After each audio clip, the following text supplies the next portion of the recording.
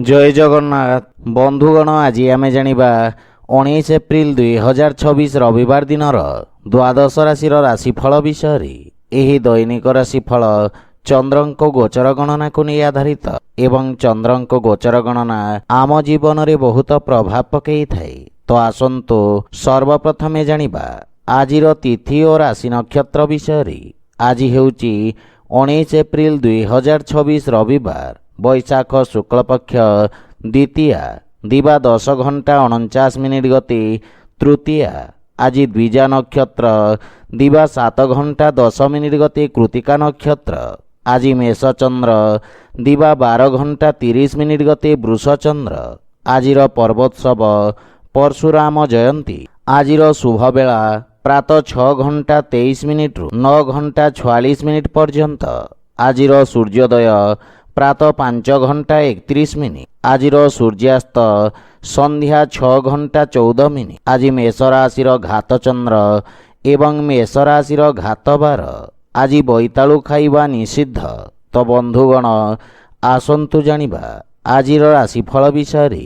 ता पूर्वरु आम चैनल को जो माने नुआ करी आछंती तले थिबा लाल रंगर सब्सक्राइब बटन को दबाई आम चैनल को सब्सक्राइब करंतो और पाखरे थिबा घंटी बटन को दबाई ऑल सिलेक्ट करंतो काहेकिना आमे अपलोड करिथवा प्रत्येक वीडियोर नोटिफिकेशन आपण सर्वप्रथमे पाई परिबे। तो प्रथमे जानिबा मेष राशि विषय। आपणक राशि स्थान चंद्रदेवंक गोचर कारणरू पूर्वरु देखा दउथवा समस्यार समाधान हेबा एवं आपणक आत्मविश्वास बढ़िबा कारणरू आपणक व्यक्तित्व रे चमक आसीबा। आपणक स्वभाव रे क्रोध रे हानि घटिबा एवं चिंतारू मुक्ति मिलिबा। व्यावसायिक तथा व्यापार क्षेत्र रे सुधार हेबा कारणरू मन प्रसन्न रहिबा।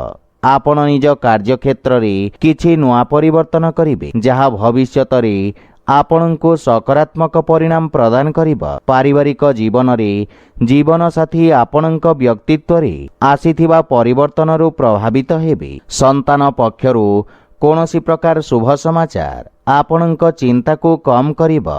पितांक सहयोगरु आपणक अटकीथिबा कार्य रे प्रगति आसीबा एवं परिवारर वरिष्ठ सदस्यंक स्वास्थ्यावस्थार विषय ध्यान रखंतो एवं माता पितांक सेवा करंतो। आर्थिक स्थिति क्षेत्र रे जदि कोनोसी निवेश करिबा को चाहुछंती ताहले पितांक परामर्श अवश्य नियंतो। परिवारर अनावश्यक खर्च रे नियंत्रण लागि रहिबा किंतु दिनचर्या प्रभावित हेबा कारणरू कार्य रे बाधा विघ्न देखा देई पारे। एहा व्यतीत स्वास्थ्य प्रति मध्य सचेत रहंतो। आज आपण गायत्री मंत्र जप करंतो शुभफल पाइबे। वृष राशि आपणक द्वादश भाव रे चंद्रदेवंक गोचर व्यवसाय रे किछि क्षतिर जोग उत्पन्न करि पारे। कार्य क्षेत्र रे किछि अप्रिय स्थिति उत्पन्न होई पारे तथा ही समस्या आपणकु निज लंबित कार्य को पूर्ण करिवार अवसर प्रदान करिबा। कोनोसी नुआ कार्य हाथ को नियंतु नहीं। असुरक्षित कार्य रे क्षतिर संभावना रहिछि। विशेष रूप रे कोनोसी प्रकार निवेश ठु आपण आज दूरे रुहंतु। रोजगार क्षेत्र रे कोनोसी परिवर्तन पई समय शुभ नुही एवं पारिवारिक जीवन रे स्थिति सामान्य संघर्षपूर्ण रहिबा। विशेष रूप रे कोनोसी प्रकार अनावश्यक ऋण देवा नेबा ठारू आपण दूरे रुहंतु अन्यथा क्षतिर संभावना रहिछि। आर्थिक रूप रे मध्य समय संघर्षपूर्ण रहिबा एवं कोनोसी प्रकार निवेश तथा संपत्तिर क्रय विक्रय उचित समय पर्यंत टाली दियंतु किंतु स्वास्थ्यावस्था उत्तम अनुकूल रहिबा। आज आपण तुलसी वृक्ष रे जल अर्पण करंतु शुभफल पाइबे। मिथुन राशि आपणक लाभ भाव रे चंद्रदेवंक गोचर आपणक लाभर स्थिति को आहुरी वृद्धि करिवार अवसर प्रदान करिबा।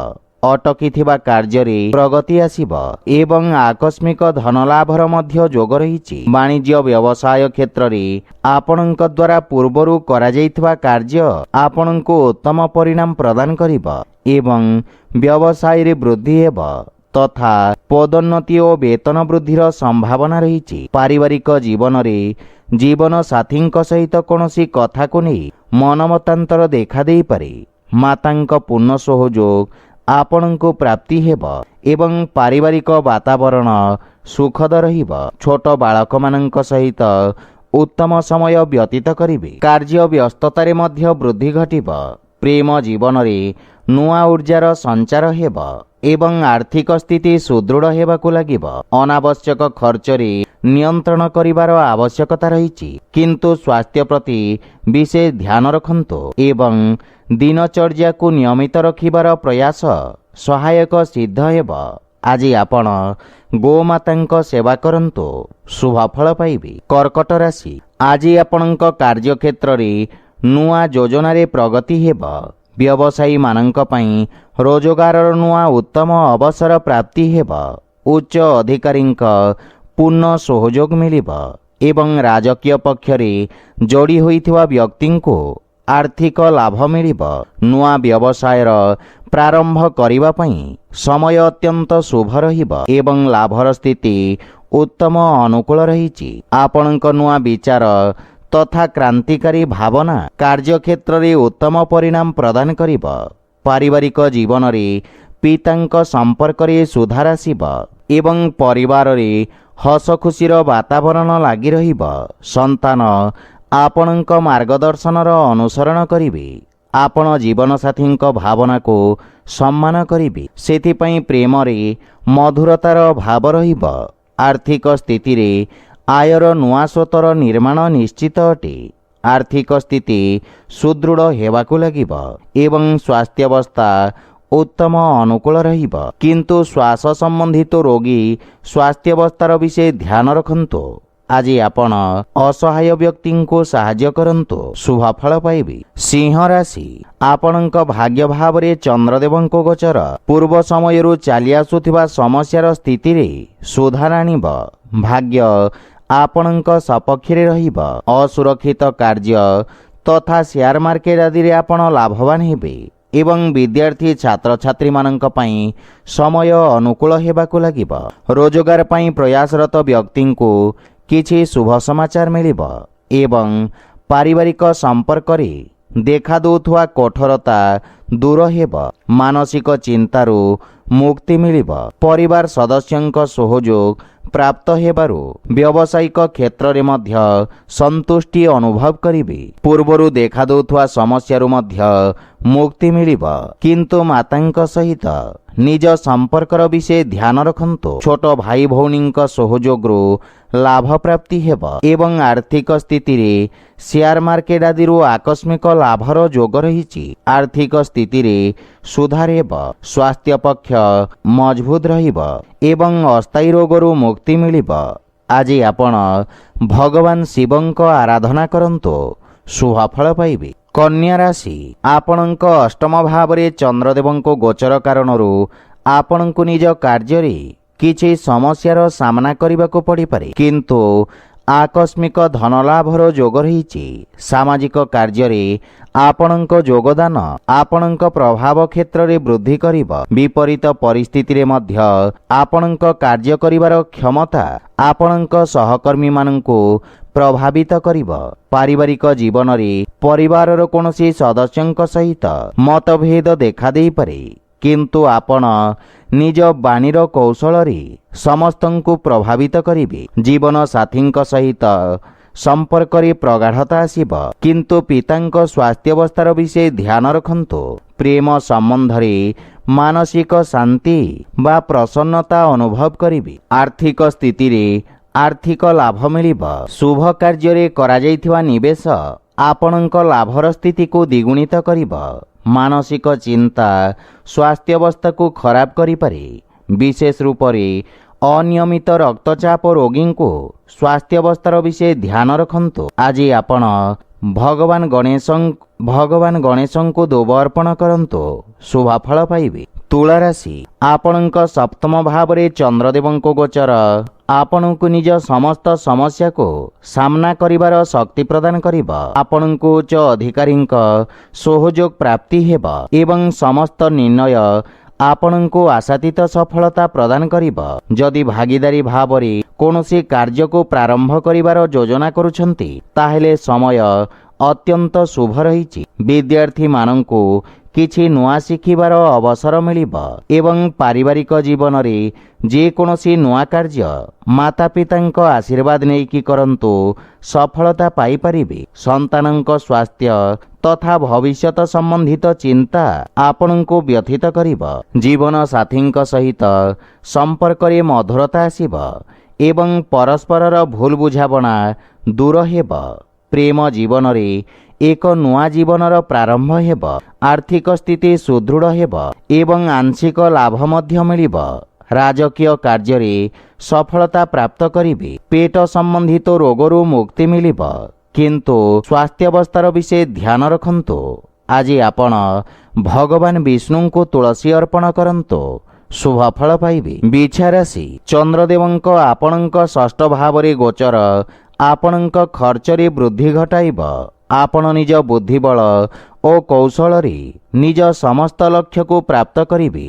ଆପଣଙ୍କ କିଛି ଗୁପ୍ତ ଶତ୍ରୁ ଆପଣଙ୍କ ଛବିକୁ ଖରାପ କରିବାର ପ୍ରୟାସ କରିବେ। ନୂଆ ଲୋକଙ୍କ ସହିତ ଦେଖା ସାକ୍ଷାତ ହେବ ଏବଂ କ୍ୟାରିୟରରେ ଉତ୍ତମ ଉନ୍ନତିର ଯୋଗ ରହିଛି। କୌଣସି ପ୍ରକାର ନୂଆ କାର୍ଯ୍ୟରେ ଆପଣ ମନ ବଳେଇବେ। କାର୍ଯ୍ୟକ୍ଷେତ୍ରର ସ୍ଥିତିରେ ସୁଧାର ଆସିବ ଏବଂ ସହଯୋଗୀଙ୍କ ପରାମର୍ଶ ଲାଭଦାୟକ ସାବ୍ୟସ୍ତ ହେବ। ପାରିବାରିକ ଜୀବନରେ ପରିବାର ସଦସ୍ୟଙ୍କ ପୂର୍ଣ୍ଣ ସହଯୋଗ ମିଳିବ, କିନ୍ତୁ ପରିବାର ସଦସ୍ୟଙ୍କ ସ୍ୱାସ୍ଥ୍ୟାବସ୍ଥାର ବିଷୟ ଧ୍ୟାନ ରଖନ୍ତୁ। ପ୍ରେମ ଜୀବନରେ ବାଣୀର କଠୋରତା କାରଣରୁ ସମ୍ବନ୍ଧରେ ଫାଟ ସୃଷ୍ଟି ହୋଇପାରେ। ସେଥିପାଇଁ ଅନାବଶ୍ୟକ ଯୁକ୍ତିତର୍କ ଓ ବାଦ ବିବାଦରୁ ଆପଣ ଦୂରେଇ ରୁହନ୍ତୁ। ଆର୍ଥିକ ସ୍ଥିତିରେ ବନ୍ଧୁମିତ୍ର ବା ସମ୍ପର୍କୀୟଙ୍କ ଠାରୁ ଆର୍ଥିକ ସହଯୋଗ ମିଳିବାର ସମ୍ଭାବନା ରହିଛି। ଆଜି ଆପଣ ଗୋପାଳ ସହସ୍ରନାମର ପାଠ କରନ୍ତୁ, ଶୁଭ ଫଳ ପାଇବେ। ଧନୁରାଶି, ଆପଣଙ୍କ ରାଶି ସ୍ଥାନରୁ ପଞ୍ଚମ ଭାବରେ ଚନ୍ଦ୍ରଦେବଙ୍କ ଗୋଚର ଆପଣଙ୍କ ରଚନାତ୍ମକ କ୍ଷମତାର ବୃଦ୍ଧି ଘଟାଇବ। କଳା ଓ ସଙ୍ଗୀତ କ୍ଷେତ୍ରର ବ୍ୟକ୍ତିଙ୍କୁ ନୂଆ ଅବସର ପ୍ରାପ୍ତି ହେବ। ବ୍ୟବସାୟରେ ସହଯୋଗୀଙ୍କ ଦ୍ୱାରା ଲାଭର ସ୍ଥିତି ରହିବ ଏବଂ କାର୍ଯ୍ୟକ୍ଷେତ୍ରର ବିସ୍ତାର ହେବାର ଯୋଗ ରହିଛି। ବିଦ୍ୟାର୍ଥୀ ଛାତ୍ରଛାତ୍ରୀମାନଙ୍କ ପାଇଁ ସମୟ ଉତ୍ତମ ପରିଣାମ ପ୍ରଦାନକାରୀ ରହିବ ଏବଂ ଆପଣ ନିଜର ସମସ୍ତ ଲକ୍ଷ୍ୟକୁ ପୂରଣ କରି ମାତାପିତା ଓ ଗୁରୁଜନଙ୍କୁ ଗୌରବାନ୍ୱିତ କରିବେ। ପାରିବାରିକ ଜୀବନରେ ପରିବାରରେ ହସ ଖୁସି ଓ ସୁଖ ଶାନ୍ତିର ବାତାବରଣ ଲାଗି ରହିବ। ମାତାଙ୍କ ସହିତ ଥିବା ମନମତାନ୍ତର ଦୂର ହେବ। ସନ୍ତାନଙ୍କ ଉନ୍ନତିରେ ଆପଣ ବିଶେଷ ଆନନ୍ଦ ଅନୁଭବ କରିବେ ଏବଂ ସନ୍ତାନ ଆପଣଙ୍କ ଆଜ୍ଞାର ପାଳନ କରିବେ। ଭାଇ ଭଉଣୀଙ୍କ ସହଯୋଗରୁ ଆପଣ ସମସ୍ତ କାର୍ଯ୍ୟରେ ସଫଳତା ଅର୍ଜନ କରିବେ। ଆର୍ଥିକ ସ୍ଥିତି ମଧ୍ୟମ ଧରଣର ରହିବ ଏବଂ ବ୍ୟାପାର ବାଣିଜ୍ୟରେ ଆଶାତୀତ ପରିଣାମ ପାଇବା ପାଇଁ ଅଧିକ ପ୍ରୟତ୍ନ କରିବାର ଆବଶ୍ୟକତା ରହିଛି। ସ୍ୱାସ୍ଥ୍ୟାବସ୍ଥାରେ ସୁଧାର ଆସିବ ଏବଂ ଅଧିକ କାର୍ଯ୍ୟବ୍ୟସ୍ତତା କାରଣରୁ କିଛି ଥକାପଣ ଅନୁଭବ କରିବେ। ଆଜି ଆପଣ ପକ୍ଷୀଙ୍କୁ ଦାନା ଖାଇବାକୁ ଦିଅନ୍ତୁ, ଶୁଭ ଫଳ ପାଇବେ। ମକର ରାଶି, ଆପଣଙ୍କ ରାଶିରୁ ଚତୁର୍ଥ ଭାବରେ ଚନ୍ଦ୍ରଦେବଙ୍କ ଗୋଚର ଆପଣଙ୍କ ବ୍ୟବସାୟରେ କିଛି ଉଚ୍ଚନୀଚର ସ୍ଥିତି ଉତ୍ପନ୍ନ କରିବ। ଲାଭ ପାଇବା ପାଇଁ ସମୟର ଅପେକ୍ଷା କରିବାକୁ ପଡ଼ିବ। ଆଶାତୀତ ପରିଣାମ ନ ପାଇବାରୁ ମାନସିକ ଚିନ୍ତା ଲାଗି ରହିବ ଏବଂ ଆପଣଙ୍କ ବ୍ୟବସାୟର ବିସ୍ତାର ବିଶେଷଜ୍ଞଙ୍କ ପରାମର୍ଶ ଅନୁଯାୟୀ କରନ୍ତୁ। କୌଣସି ପ୍ରକାର ଅସୁରକ୍ଷିତ କାର୍ଯ୍ୟ କରିବା ପୂର୍ବରୁ ଭଲ ଭାବରେ ବୁଝାମଣା କରିନିଅନ୍ତୁ। ପାରିବାରିକ ଜୀବନରେ ଅନାବଶ୍ୟକ ଖର୍ଚ୍ଚକୁ ନେଇ ସମସ୍ୟା ଦେଖାଦେଇପାରେ।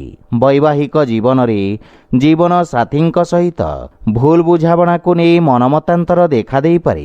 ସେଥିପାଇଁ ଧୈର୍ଯ୍ୟ ସହିତ ଜୀବନସାଥୀଙ୍କ ସହିତ କଥାବାର୍ତ୍ତା କରନ୍ତୁ। କୌଣସି ପ୍ରକାର ଅନାବଶ୍ୟକ ବାଦ ବିବାଦରୁ ଆପଣଙ୍କୁ ଦୂରେଇ ରହିବା ଉଚିତ, କିନ୍ତୁ ପ୍ରେମ ଜୀବନରେ ନୂଆ ସମ୍ପର୍କ ଯୋଡ଼ି ହେବ ଏବଂ ଆର୍ଥିକ ସ୍ଥିତି ମଧ୍ୟମ ରହିବ। ଉଧାରୀ ଦେବା ନେବା ବା ଋଣ ଭାରରୁ ଆପଣ ଦୂରେଇ ରୁହନ୍ତୁ। ଭବିଷ୍ୟତକୁ ଗଠନ କରିବା ପାଇଁ କାର୍ଯ୍ୟ କରିବାର ଆବଶ୍ୟକତା ରହିଛି ଏବଂ ମାନସିକ ଚିନ୍ତାରୁ ମୁକ୍ତି ପାଇବା ପାଇଁ ଯୋଗାଭ୍ୟାସ ବା ପ୍ରାଣାୟାମର ଅଭ୍ୟାସ କରନ୍ତୁ। ଆଜି ଆପଣ ହନୁମାନ ଚାଳିଶାର ପାଠ କରନ୍ତୁ, ଶୁଭ ଫଳ ପାଇବେ। କୁମ୍ଭ ରାଶି, ଆପଣଙ୍କ ତୃତୀୟ ଭାବରେ ଚନ୍ଦ୍ରଦେବଙ୍କ ଗୋଚର ଆପଣଙ୍କ ଯଶ ଓ ମାନ ସମ୍ମାନରେ ବୃଦ୍ଧି କରିବ ଏବଂ ଆପଣ ସାମାଜିକ କଲ୍ୟାଣକାରୀ କାର୍ଯ୍ୟରେ ପ୍ରସନ୍ନତା ସହିତ ସହଯୋଗ କରିବେ।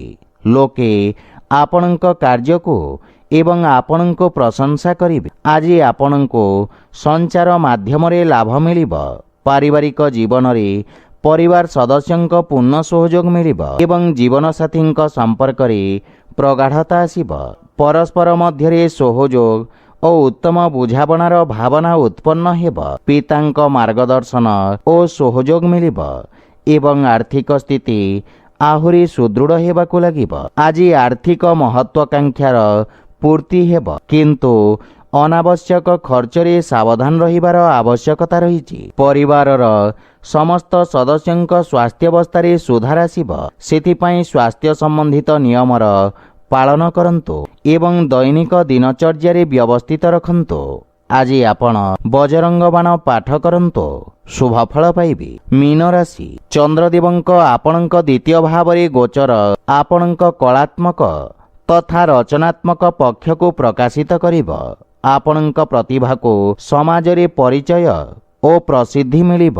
ସାମାଜିକ କାର୍ଯ୍ୟକ୍ଷେତ୍ରରେ ଆପଣଙ୍କ ଯୋଗଦାନର ପ୍ରଶଂସା ହେବ ଏବଂ ଆପଣଙ୍କ ବ୍ୟକ୍ତିତ୍ୱର ଚାରିପାର୍ଶ୍ୱରେ ଚର୍ଚ୍ଚା ହେବ। ପାରିବାରିକ ଜୀବନରେ ପରିବାରର ପୂର୍ଣ୍ଣ ସହଯୋଗ ମିଳିବ। ପିତାଙ୍କ ମାର୍ଗଦର୍ଶନରୁ ଆପଣ କାର୍ଯ୍ୟକ୍ଷେତ୍ରରେ ସଫଳତା ତଥା ପ୍ରସିଦ୍ଧି ଅର୍ଜନ କରିବେ ଏବଂ ପାରିବାରିକ ସଦସ୍ୟଙ୍କ ସହିତ ଉତ୍ତମ ସମୟ ଅତିବାହିତ କରିବେ। କୌଣସି କାର୍ଯ୍ୟରେ ଆବଶ୍ୟକତା ଥିଲେ ଯାତ୍ରା କରନ୍ତୁ, ଅନ୍ୟଥା ଯାତ୍ରା କରିବା ଉଚିତ ନୁହେଁ। ଆର୍ଥିକ ସ୍ଥିତିରେ ସମୟ ଅନୁକୂଳ ରହିବ। ମଧ୍ୟମ ଅବଧିର ନିବେଶ ଆପଣଙ୍କ ପାଇଁ ଲାଭଦାୟକ ସାବ୍ୟସ୍ତ ହେବ, କିନ୍ତୁ ସ୍ୱାସ୍ଥ୍ୟାବସ୍ଥାକୁ ନେଇ ଅସାବଧାନତା ଚିନ୍ତାର କାରଣ ହୋଇପାରେ। ସେଥିପାଇଁ ସ୍ୱାସ୍ଥ୍ୟାବସ୍ଥାର ବିଷୟ ଧ୍ୟାନ ରଖନ୍ତୁ। ଆଜି ଆପଣ ଭଗବାନ ଶ୍ରୀ ଜଗନ୍ନାଥଙ୍କ ପୂଜାର୍ଚ୍ଚନା କରନ୍ତୁ, ଶୁଭଫଳ ପାଇବେ। ତ ବନ୍ଧୁଗଣ, ଏହା ଥିଲା ଆଜିର ରାଶିଫଳ ବିଷୟରେ। ଯଦି ଭିଡ଼ିଓଟି ଆପଣମାନଙ୍କୁ ଭଲ ଲାଗିଥାଏ, ଲାଇକ୍, ସେୟାର ଓ କମେଣ୍ଟ କରି ଜଣାନ୍ତୁ ଏବଂ ଆମ ଚ୍ୟାନେଲକୁ ସବସ୍କ୍ରାଇବ୍ କରନ୍ତୁ। ଜୟ ଜଗନ୍ନାଥ।